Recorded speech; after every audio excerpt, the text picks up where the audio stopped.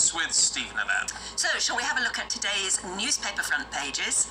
And the Times leads on Boris's increasingly unstable position within the Conservative Party, following a series of high-profile election embarrassments. The Guardian covers the return of Red Wall seat Wakefield to Labour as Tory grandees urge the PM to resign.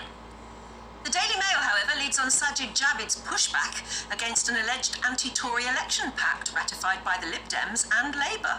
The Eye covers the Supreme Court decision in the United States to overturn Roe v. Wade, making abortion illegal in several US states. It removes the federal protection to allow abortion. Yeah, and then allows the states to make up their own minds. The Telegraph leads on the news that Tory dissenters are plotting again to remove the Prime Minister.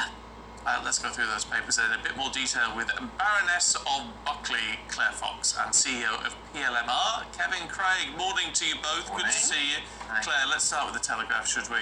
And these Tory rebels, these pesky rebels. Well, yeah, and it depends which rebels you look at. I think that one of the papers has said the Tory grandees, and it's Lord Hague and Lord Howard. And to be honest with you, that's just like yawn, you know, there's no difference there. They're the ones that wanted him out for quite some time.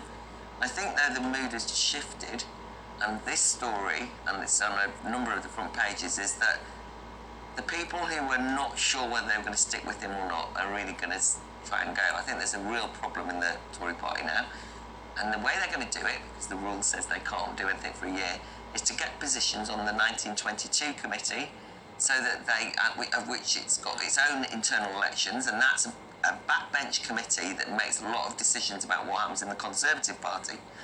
If they can get themselves into positions on that, they might be able to change the rules and therefore get rid of him early. But those elections aren't even till September or something. No, they aren't, but I think what it indicates is that the significant thing for me that's changed is Oliver Dowden stood down, and he's a big heavyweight, and he didn't overdo it in his letter of resignation, but he basically said, we can't carry on as usual, somebody's got to take responsibility. There's a real signal, I think. But what was interesting with that was no domino effect. I mean, we were saying yesterday, are we going to see them fall throughout the course of the morning? No, but I think it was a signal. Things have got to change, and I think that there will be conversations. No, I mean, Boris Johnson's not going to go unless there's an internal coup in the cabinet, effectively. And there is still this problem that they've got, which is they haven't got a clue about who else to get to do it. Well, it is alleged in at least one of the newspapers today that Oliver Dowden is going to run Rishi Sunak's election. I saw that. I mean, God, you know, I hang a little bit around Westminster now. I mean, it's like, you know, sixth form gossip column. You know, it's like everyone's like, do you know who's working for so-and-so? Do you know who's working? But the reality is, I mean, I thought actually, in terms of Tiverton, I thought that they might even scrape through. Talking to people who were there, I thought they might just lose. They were humiliated, right? Wakefield was no surprise in some ways. This is very serious for them. But I also thought that Boris Johnson's response, just final thing to say on this, was actually tone deaf. I mean, people have become fed up about the Partygate stuff, but this is now more of an internal Conservative Party row, which is for him to just say, let me get on with the job, this is personality politics. You do think, Boris Johnson, the man who said that his personality is the thing in a way, which is promoted as it's Boris's party, it's Boris's Brexit and all the rest of it, you can't then go, treat me like just an ordinary politician and let me get on with my job. Yeah, Kevin, what's the Guardian's take on this? Well, the Guardian, you know, and let's be frank, the Guardian is an openly left-of-centre newspaper and wants Johnson out, wants the Conservative Party out, and they are leading very strongly, you know, biggest loss by election ever. Tory grandees tell Johnson to just go. I mean, I think what's interesting is that the Tory party's in a real bind, actually. They're stuck because Johnson was not going to let go of power, and it's going to take some people at the top to be quite courageous, because they are heading, whatever your politics, they are heading for oblivion currently. That's just That's not Labour Party bias. You know, the Conservative Party are on course to lose huge numbers of seats. And as Claire says, Boris Johnson's message from Africa was, let me get on with the job, let's not do personality. Mate, that's how you got there in the first place. Different election winner down the pub. And, you know, Stephen, earlier you said a part of Boris's appeal is that people want to go for a drink with him. Well, a lot of people don't. You don't trust him. You won't be left with... To be fair, Lembit Opik said that, not me. Well, as a non-drinker, I can tell you I don't go for a drink. Then you said no one wants to go down the pub with Keir Starmer. I can tell or Ed you Davey. Well, I can't speak for Ed Davey, but, you know, I think the gloss has come off the old BJ personality. And, you know, they're in a bind. And the newspapers this morning reflect that. You know, even right-wing newspapers like The Telegraph are saying, you know, that things are looking serious for Boris. But I think when he says, I want to get on with the job, the biggest problem is that there's so uncertainty about what the Conservative Party stand for at the moment. And one of the rows is which bit of the job do you want to get on with, right? And so people will say, well, why has he gone down the net zero route? Just as criticisms of him.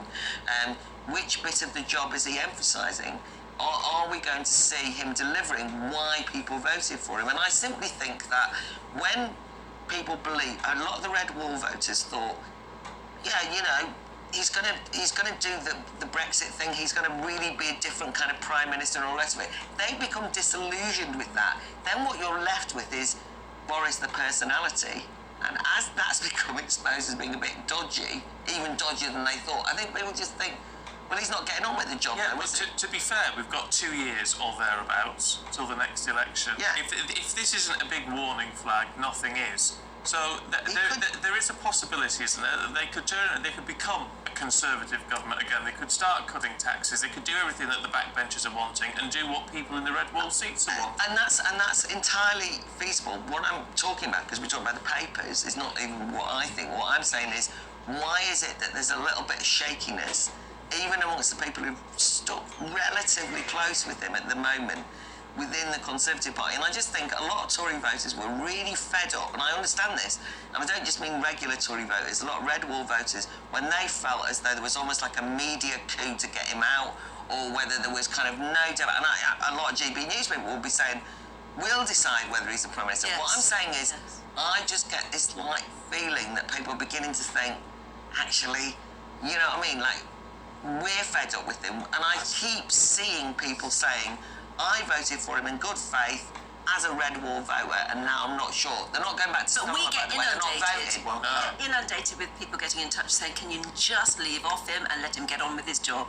Don't we? We do. Time and again, We do. every morning. I agreed, but, you know, I was in Wakefield canvassing, and, you know, Claire, where I do agree with Claire, is that it is people who were persuaded by Boris before, who thought, you know, he's something different. They just don't know what he's for. They have real people who've lost faith in his integrity. It's not propaganda. Yeah, but that's interesting in and of itself, isn't it? If that is true, that it's... People aren't voting then for Keir Starmer because they think it's going to be good. They're just not voting for Boris Johnson. I disagree with that. I mean, you could argue You against can't have it both ways. Yeah, but I don't think they're voting. I mean, one of our crises is a lot of people won't vote.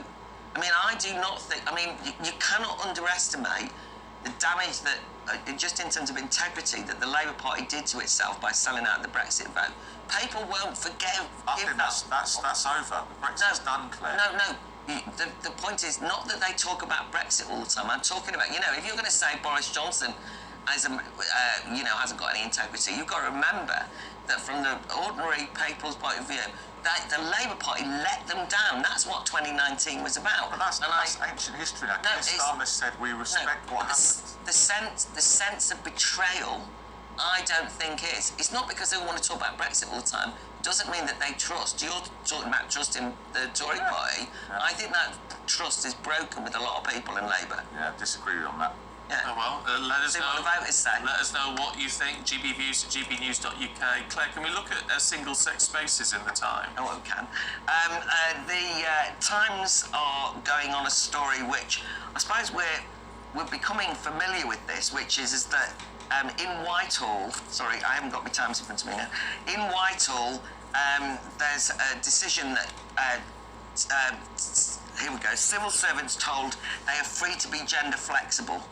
And this effectively comes from the Gender Identity and Intersex HR Handbook, providing those who are transgender, non-binary and intersex, and it's for their managers. Now, I think that the reason why this is of some issue is because there's a sense in which the civil service have, what the phrase is, become captured, and that there's a whole range of organisations like Stonewall in there advising on how you can make sure that you're an ally of trans people and so on and so forth. Now, the consequences are that there won't be women's toilets. I mean, that's effectively it, because the privacy and the intimacy of women saying, I just want those toilets to be for women, is compromised by saying that those who say that they are transgender will be able to use the Why does it matter? toilets. I mean, look, we've talked about this before on the program. I don't get it. Here, as you know, we just have terrible. And I hate it too. Can I just point out? Toilet. I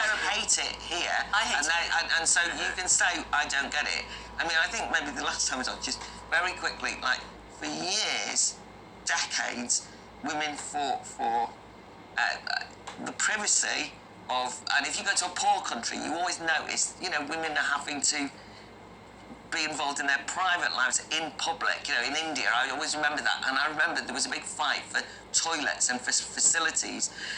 It's like when you're in hospital, when you're most vulnerable. You might not get it, and I don't care that you don't get it. I just don't want you in the space with me. That's the deal.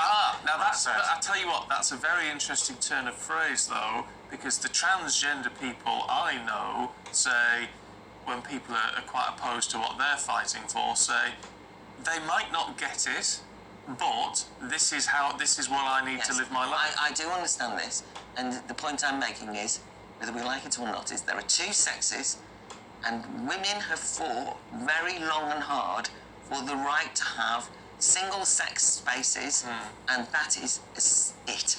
That is it, right? Now, should there be a group of people who say, we want you to respect our rights, I have no objection to a toilet that is made available to those people who want their space.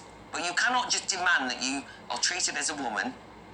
That's it. You just can't demand that you're treated as a woman by declaration.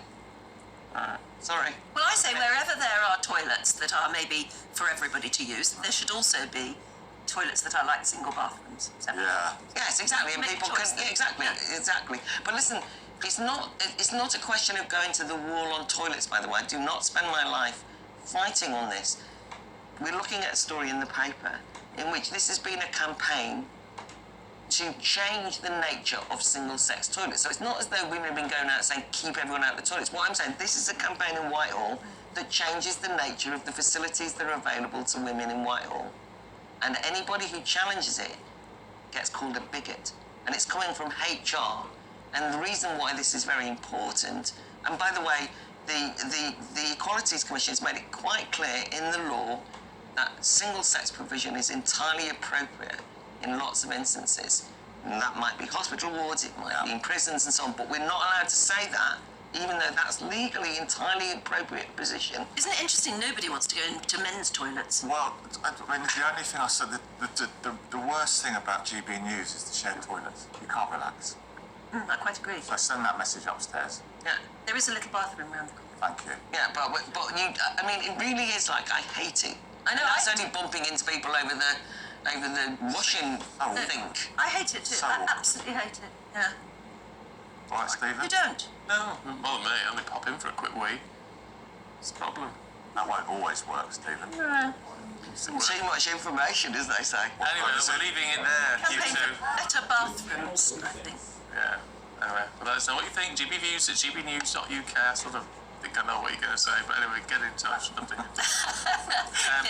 Shall we move on? Yes.